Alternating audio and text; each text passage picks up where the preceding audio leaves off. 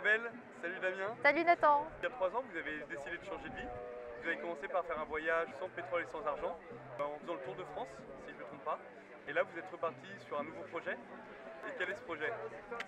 Alors le voyage, on l'avait fait à vélo pour être sans pétrole et entre-temps, on a essayé de tendre vers l'autonomie alimentaire et énergétique et essayer de fonctionner que dans l'échange direct, en échangeant ce dont on a besoin contre des coups de main et des choses comme ça. On avait fait ça pendant le voyage et on a encore fait ça quand on était installé en Bretagne.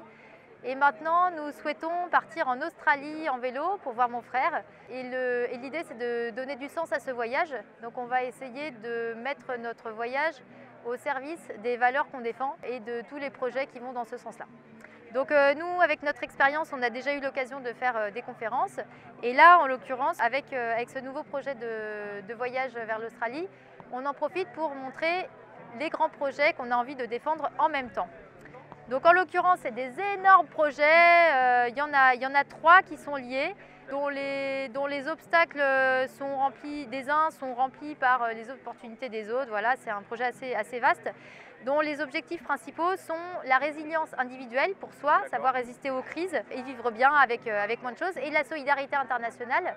Et dans les temps de mondialisation et de dérèglement climatique actuel, les deux sont évidemment complètement liés. Quand on arrive à contribuer à l'un, on contribue à l'autre. Donc c'est ça l'objectif général de ces 3 projets. Le premier, qui est celui qui peut le plus facilement concerner tout le monde, c'est un projet qui peut s'appeler par exemple pour les enfants les jardins d'ateliers des Terriers-Valins, ou pour les adultes, les joyeux ateliers des croissants. L'objet principal, ce sont des ateliers de découverte pour découvrir comment vivre mieux avec moi. Donc ça passe par le partage et la conception collective d'ateliers sur tous les thèmes, les déchets, l'eau, la nourriture, les fêtes et les cadeaux, etc. Avec presque rien, toujours dans la même idée de faire sans pétrole, sans électricité, sans argent, le plus possible. Et ça passe par un site internet sur lequel on peut donc partager tous les ateliers qui ont été conçus par tout le monde sur tous ces thèmes, tous les formats de 2 minutes à 3 heures pour les enfants, les adultes, en école, en jardin, dans la rue, dans la famille, tout le temps, pour tous les cadres. Et ça passe donc par des ateliers qui sont partagés sur le site internet. Et le site internet met aussi à disposition des idées de comment faire pour essaimer, pour qu'on soit de plus en plus nombreux à faire autrement. Parce que comment faire autrement, actuellement, ça passe pas mal par les livres, les conférences, les films, qui mettent en position de consommateurs, de spectateurs, les gens qui reçoivent de l'information. Et là, l'idée, c'est d'être dans l'animation, dans l'atelier, du woofing, des stages, etc. C'est des alternatives à ça. Et nous, on propose les ateliers. Donc partage d'ateliers. Et les outils d'essaimage pour être de plus en plus nombreux animés. Il y a par exemple la notion de jardin, qui n'est pas là du jardinage. Un jardin d'atelier, c'est issu du livre Sciences à l'école côté jardin d'Estelle Blanquet. Donc par exemple, dans une école, c'est très simple à organiser.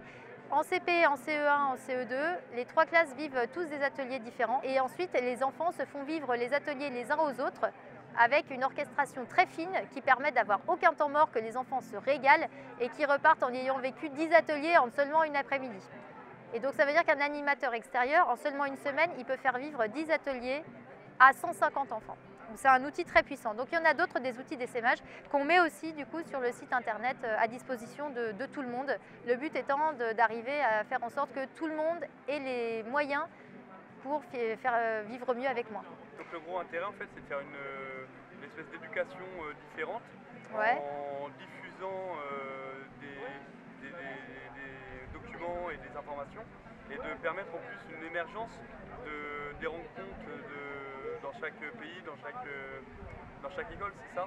Ouais, c'est ça. Au niveau le lien entre ce projet et notre voyage, c'est de permettre à plein de pays de pouvoir aussi proposer des idées qu'ils ont sur comment est-ce que eux, localement, ils font avec leurs moyens locaux, parce que l'idée, c'est évidemment de faire avec les moyens locaux et de ne pas être dans la promotion des panneaux solaires photovoltaïques et de dire vous n'avez pas l'électricité, on va vous aider à vous développer. Nous, on est dans la décroissance. Donc, c'est de faire émerger comme ça, de récupérer des super bonnes idées de tous les pays, que les gens puissent aussi dire, bah voilà, nous, notre contexte local, c'était ça, et donc l'atelier qu'on propose, il a cette histoire-là. Et alors, le côté aussi international, c'est que le site internet, il est en train d'être conçu par un IUT d'informatique, et il est multilingue.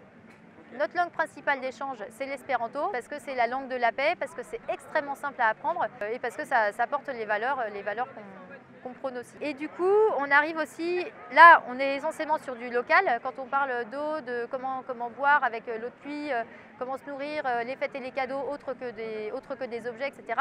On est sur des problématiques locales.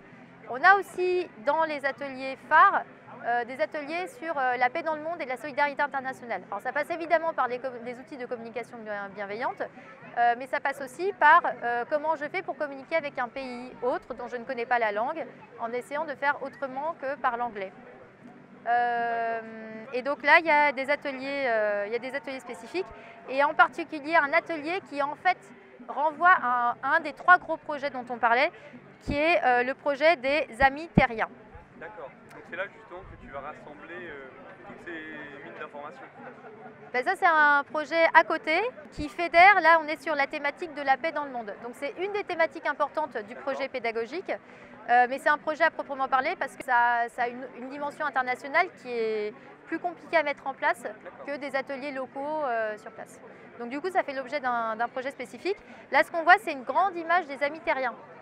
Donc pour le moment, c'est un montage, c'est un projet qui est en cours de construction pour lequel on a besoin d'aide. Mais donc on voit sur ces images, l'idée c'est de voir comme ça une très très grande image de toutes les personnes qui disent, et tous les enfants notamment, qui disent « moi si je ne connais pas quelqu'un, je ne suis pas son ennemi ». Et ça, c'est extrêmement important dans le contexte actuel de violence, de pouvoir se poser en affirmant ça. Et ça passe par envoyer une photo où on voit soi avec des choses qu'on aime beaucoup. Donc ses amis, la nature, des bijoux, là c'est la fête des couleurs en Inde, la piñata au Mexique, etc. Donc ça, c'est des choses qui parlent beaucoup aux enfants. Le message aussi qui va avec ça, c'est montrer quelles sont nos ressemblances et nos dissemblances. C'est aussi important d'avoir cette position ouverte sur les cultures extérieures par rapport aux problèmes de montée du fascisme qu'on rencontre et les problèmes de guerre internationale. Donc il y a cette dimension qui apparaît aussi dans le projet pédagogique et qui renvoie donc à un projet qui est beaucoup plus large et qui passe aussi par, si on creuse loin, on va jusqu'à l'apprentissage éclair de l'espéranto. Donc là, on arrive sur le 3e projet, qui est faire communiquer ensemble les enfants de la Terre. C'est bien que chacun puisse se positionner en disant bah, moi, par définition, par défaut, si je ne connais pas quelqu'un, je ne suis pas son ennemi.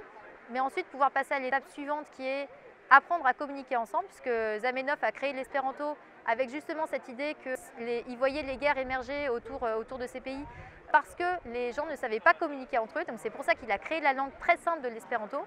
Du coup, là, l'idée, c'est d'avoir des outils très très simples à s'approprier pour pouvoir animer très rapidement, très facilement un atelier pour faire découvrir l'espéranto. En seulement 2 heures, on peut devenir autonome en espéranto avec un outil dédié qui est donc l'objet du 3e projet.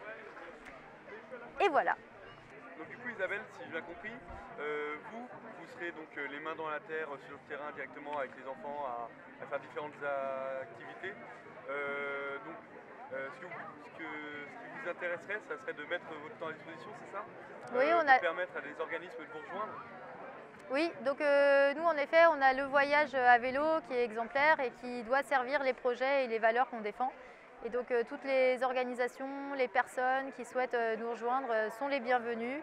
Il suffit de nous suivre par exemple et de retrouver notre contact sur le site internet auray-sydney-à-vélo.ouvaton.org et il y aura plus d'informations sur tout ça. Parfait.